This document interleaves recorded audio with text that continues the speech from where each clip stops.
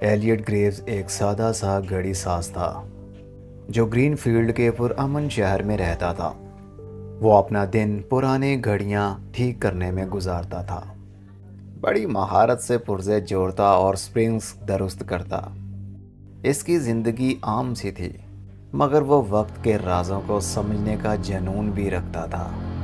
ایک بار ایک بارش والی شام، ایک بوڑھا شخص ڈاکٹر ایلسٹر تھارن ووڈ ایلیٹ کی دکان میں آیا۔ اس کے بکھرے ہوئے سفید بال اور آنکھیں صدیوں کا راز چھپائے ہوئے لگ رہی تھیں۔ اس نے ایک عجیب سی چیز کاؤنٹر پر رکھی۔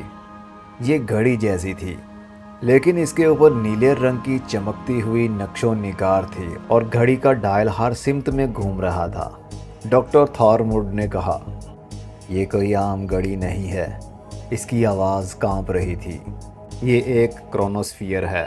اس کے ذریعے تم ٹائم ٹریول کے اندر سفر کر سکتے ہو۔ ایلیٹ نے گھبرا کر ہنستے ہوئے کہا، یہ ناممکن ہے۔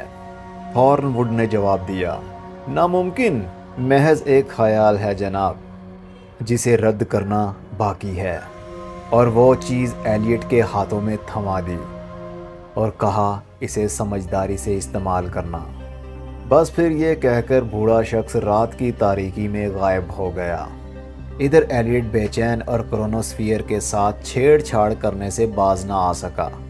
کئی دنوں کی کوشش کے بعد اس نے ڈائلز کے ایک خاص ڈائمنشن کا پتہ لگا لیا، جس نے اس ڈیوائس کو چالو کر دیا۔ ایک تیز روشنی کے جھمکے نے اسے اپنی لپیٹ میں لے لیا، اور جب اس نے آنکھیں کھولیں تو وہ گرین فیلڈ میں ہی تھا، لیکن یہ مختلف تھا۔ گلیاں کچی تھیں اور گھوڑے گاڑیاں سڑکوں پر چل رہے تھے۔ وہ 1895 کا سال تھا۔ ایلیٹ حیرت سے پرانے دور کی سادگی دیکھ رہا تھا، لیکن جیسے ہی یہ حیرانی کم ہوئی، اسے وقت کے سفر کے خطرات کا احساس ہوا اور سوچنے لگا، کیا اس کی موجودگی تاریخ کو بدل سکتی ہے؟ اس نے جلدی سے واپس جانے کا فیصلہ کیا اور ڈائل کو چالو کیا، لیکن کرونوسفیئر خراب ہو گئی۔ یہ چمکی، چنگاڑیاں نکلنے لگیں، اور ایک اور روشنی کے جھمکے کے ساتھ ایلیٹ کہیں اور پہنچ گیا۔ اس بار جب ایلیٹ نے آنکھیں کھولیں تو وہ ماضی میں نہیں بلکہ مستقبل میں تھا۔ اونچے آسمان چھوتی عمارتیں، اڑنے والی گاڑیاں اور ہوا میں اشتہار دکھاتے ہولوگرامز۔ یہ 2147 کا سال تھا۔ مستقبل کی دنیا عجائبات دیکھتے ہوئے ایلیٹ ایک عجائب گھر پہنچا۔ وہ ٹائم ٹریول کی تاریخ کو ظاہر کرتا تھا۔ وہاں اس نے ایک چونکا دینے والا منظر دیکھا، ایک تصویر جس پر وہ خود کرونوسفیئر پڑے ہوئے تھا، اور اس پر لکھا تھا، the father of the paradox. ایک محافظ ایلیٹ کے پاس آیا اور حیرانی سے بولا، تم اس تصویر والے آدمی جیسے لگتے ہو، کیا تم اس کے خاندان سے ہو؟ ایلیٹ نے ہچکچاتے ہوئے کہا، نہیں، میرا خیال ہے کہ وہ میں ہی ہوں۔ یہ سن کر محافظ کا چہرہ زرد پڑ گیا اور کہنے لگا، اگر یہ سچ ہے تو تم خطرے میں ہو، کیونکہ اس پروجیکٹ نے وقت کی بناوٹ کو تباہ کر دیا ہے۔ بہت لوگ اسے ختم کرنا چاہتے ہیں، جن میں تم بھی شامل ہو۔ اس سے پہلے کہ ایلیٹ کچھ اور کہتا، اور بھی محافظ عجائب گھر میں گھس آئے۔ پہلے والے محافظ نے اسے ایک خفیہ راستے کی طرف دھکیل دیا اور کہا، سیکٹر 7 میں ڈاکٹر ایلیٹ گریوز کو تلاش کرو، وہی پروجیکٹ کو بنانے والا ہے، اور وہ تم ہی ہو۔ محافظ کی ہدایات پر عمل کرتے ہوئے ایلیٹ سیکٹر 7 میں ایک ہائی ٹیک لائبریری میں پہنچا۔ وہاں جدید مشینوں کے بیچ اس کا ایک بڑا ورژن کھڑا تھا، اور وہ کھڑا مستقبل کا ایلیٹ افسوس بھری آواز میں کہنے لگا، میں تمہارا ہی انتظار کر رہا تھا، میں نے ایک بہت بڑی غلطی کی ہے۔ ایلیٹ نے پوچھا، وہ کون سی غلطی؟ مستقبل والے ایلیٹ نے کہا، میں نے کرونوسفیئر کو ماضی کو ٹھیک کرنے کے لیے استعمال کیا، جنگیں روکنے کے لیے، تباہیوں سے بچنے کے لیے، جانیں بچانے کے لیے، لیکن ہر تبدیلی نے نئے تضادات پیدا کیے، وقت کی لائن کو توڑ دیا۔